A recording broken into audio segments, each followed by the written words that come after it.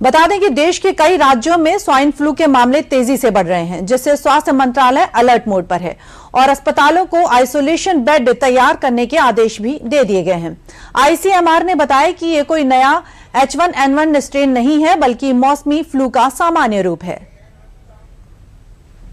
देश के कई राज्यों में बढ़ते स्वाइन फ्लू के मामलों के बीच स्वास्थ्य महकमा अलर्ट मोड पर है। अस्पतालों को आइसोलेशन बेड तैयार रखने के निर्देश दिए गए हैं। इस बीच आईसीएमआर ने H1N1 को लेकर तस्वीर भी साफ कर दी है। देश में फैल रहा वायरस कोई नया स्ट्रेन नहीं है। साथ ही ये भी बताया गया कि किसे वैक्सीन की जरूरत है, किन लोगों को ज्यादा खतरा है और क्या हर मरीज का फ्लू टेस्ट कराना जरूरी है। ज्यादा जो केसेस इंडिया में इस वक्त हो रहे हैं वो H1N1 के हैं। H1N1 जो आपको पता है कि सीजनल फ्लू, अब इसी को ही सीजनल फ्लू हम कहते हैं। ये वही वायरस है जो पहले 2009 में स्वाइन फ्लू के नाम से आया था, लेकिन अब ये पूरी तरह से ह्यूमनाइज हो गया है। कोई ऐसा इसमें पैनिक की बात तो है ही नहीं, क्योंकि जो भी हर साल इसमें यही होता है फ्लू वायरस में कि थोड़ा सा वायरस बदल जाता है, तो इसलिए वो दूसरे लोगों को इन्फेक्ट कर पाता है।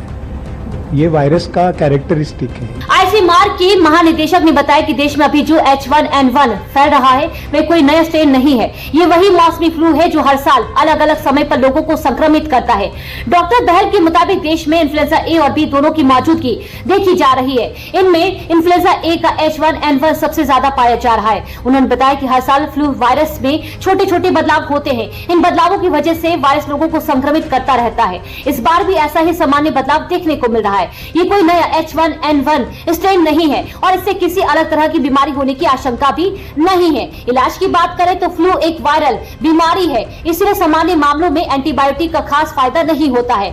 वहीं गंभीर बीमारी का जोखिम रखने वाले मरीजों में डॉक्टर की सलाह पर एंटीवायरल दवा जैसे ओसेल्टामिविर दी जा सकती है। ज्यादातर मामलों में अस्पताल में भर्ती होने की जरूरत नहीं पड़ती है। घर पर आराम करें, खांसते या छींकते समय मुंह ढके, हाथों को साफ रखें, बिना डॉक्टर की सलाह एंटीबायोटिक ना ले, गंभीर जोखिम वाले मरीज डॉक्टर की सलाह ले।